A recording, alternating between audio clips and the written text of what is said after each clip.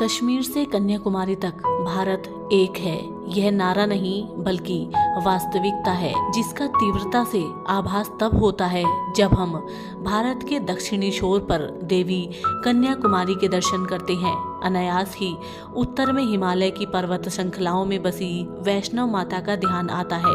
एक ओर समुद्र तट वासिनी माँ तो दूसरी ओर बर्फीली पहाड़ियों पर बसी माँ, दोनों माँ पार्वती के ही रूप हैं। कन्याकुमारी में देवी कुमारी अर्थात अविवाहित कन्या रूप में है और उधर वैष्णव माता के मंदिर में प्रतिदिन कन्याओं का पूजन होता है। पूर्व में माता कामाख्या हैं तो पश्चिम में नासिक में सप्तशृंगी देवी हैं। एक अदृश्य बंधन उत्तर से दक्षिण, पूर्व से पश्चिम तक देश को, संस्कृति को और हम सबको बांधता है। भारत के 51 शक्तिपीठों में से एक है कन्याकुमारी। माना जाता है कि यहाँ माता सती की रीढ़ की हड्डी गिरी थी। मंदिर पुरातन है, इसके इतिहास का उल्लेख कई प्राचीन ग्रंथों में मिलता है। देवी कन्याकुमारी की मूर्ति की स्थापना भगवान परशुराम ने की थी। मंदिर का स्थापत्य लगभग 3000 वर्ष पुराना है, परंतु इतिहास के अनुसार वर्तमान मंदिर 8वीं शताब्दी में पांड्या सम्राटों ने बनवाया था। समुद्र के किनारे जहाँ मंदिर है उस छोटे से नगर को भी कन्याकुमारी कहते हैं। इस भाग की लुभावनी खासियत 3 समुद्रों का संगम है।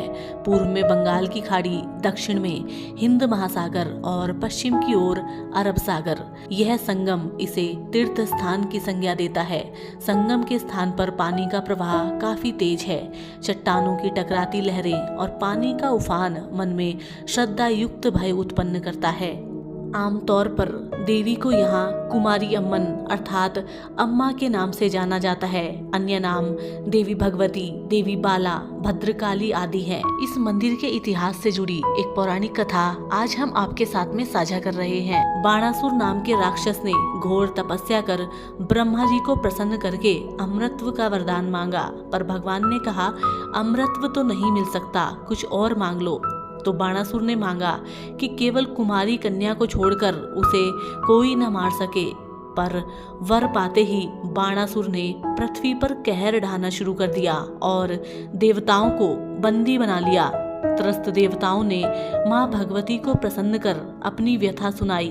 तदनुसार देवी ने कन्या रूप में राजा भरत के घर जन्म लिया। राजा के 8 पुत्र थे तथा एक ही कन्या थी जिनका नाम था कुमारी। जब राजा भरत ने अपना राज्य सब बच्चों में बराबर बांटा, तब दक्षिण का राज्य उनकी बेटी कुमारी के हिस्से में आया। पार्वती का रूप होने के कारण सहज ही था कि देवी के मन में शिव को पति रूप में पाने की चाह उठी। उन्होंने तपस्या की और शिव भोले को शादी के लिए मनाया। विवाह ब्रह्म मुहूर्त का था। शिव शंकर कैलाश से रात को बारात लेकर चल पड़े और इधर देवता घबरा गए कि यदि यह विवाह संपन्न हुआ तो बाणासुर का वध असंभव होगा। शिव जी के पहुंचने में विलंब करवाना आवश्यक था। अतः नारद मुनि की मदद से मुर्गे ने पहले ही बाग दे दी। इसे दिन निकलने का संकेत जानकर भगवान शिव कैलाश को लौट गए। शिव जी के न आने के कारण बाणासुर ने मौका देख इस सुंदर कन्या से जबरन विवाह करना चाहा।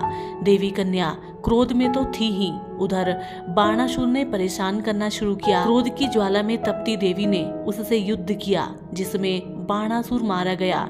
देवी आजन्म अविवाहिता रही और बड़ी कुशलता से दक्षिण का अपना राज्य संभाला। उनके राज्यकाल में ही यह भाग कला, संस्कृति, धर्म आदि से संपन्न हो गया और आज भी देखने को मिलता है। तो साथियों, हम उम्मीद करते हैं आज की ये कहानी आपको पसंद आई होगी और इसी तरीके की और कहानियों के लिए आप हमारे साथ जुड़े रहें। तो साथियों, हम आपसे मिलेंगे एक और नई कहानी के साथ। तब तक के लिए जय माता दी।